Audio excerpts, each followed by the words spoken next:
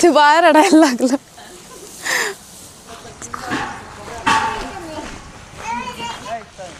दिसतोय मोठा आहे.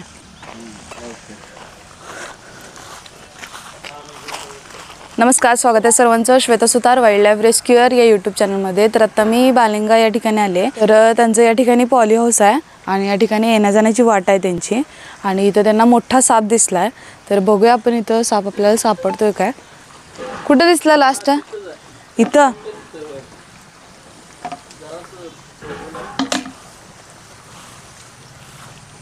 फोटो वगैरे काय काढलाय तुम्ही?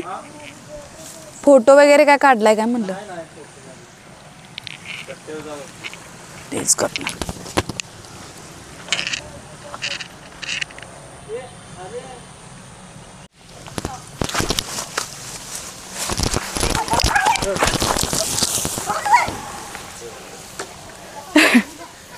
काय धामण आहे. धामण आहे होय. एवढं असं कसं काय काळं मध्ये? ब्लॅक मध्ये असते की. होय होय. हो ग हो ग. अरे ते रडायला लागला. अरे काय आलं?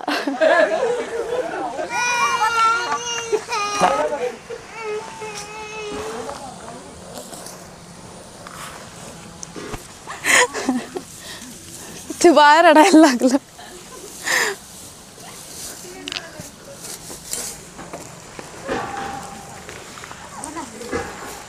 सर का मागा ते नळा जरा घ्या काका. वो रखो नीचे. हाँ उधर से खोलो. तर या ठिकाणी खुलता ही नहीं है. हाँ खुलता है ना. दो. तर या ठिकाणी हा धामण जातीचा बिनविषारी साप आहे. तिथं जाऊन बघितलं कोपऱ्यात, तिथंच बसला होता तो. तर आपण झटकन रेस्क्यू केलाय त्याला. तर बघू शकताय साईज माझ्यापेक्षा पण मोठा आहे हा साप. आणि काकांना वाटत होतं काळ्या कलरचा दुसरा कुठला तर साप आहे.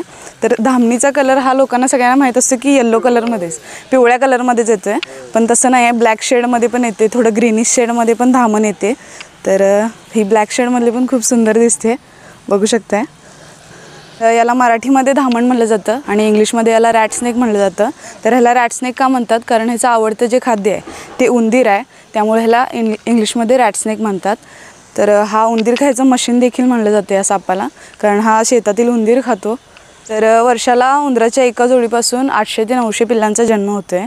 आणि या उंदरांवरती नियंत्रण ठेवण्याचं काम हे साप करत असतात. त्यातील हा एक महत्त्वाचा साप आहे धामण.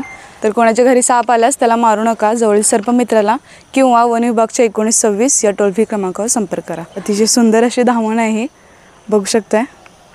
तर चला तर आपण ह्याला पॅक करूया आणि लगेच त्याला रिलीज करूया.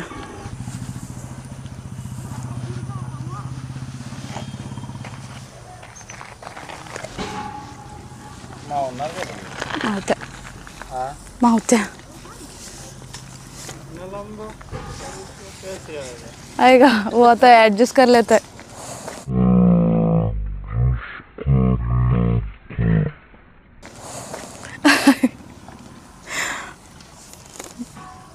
अरे अरे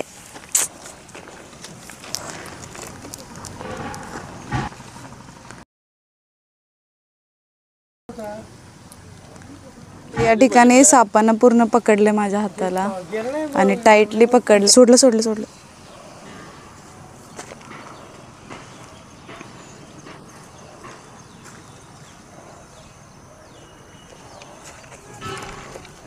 गेला आतमध्ये.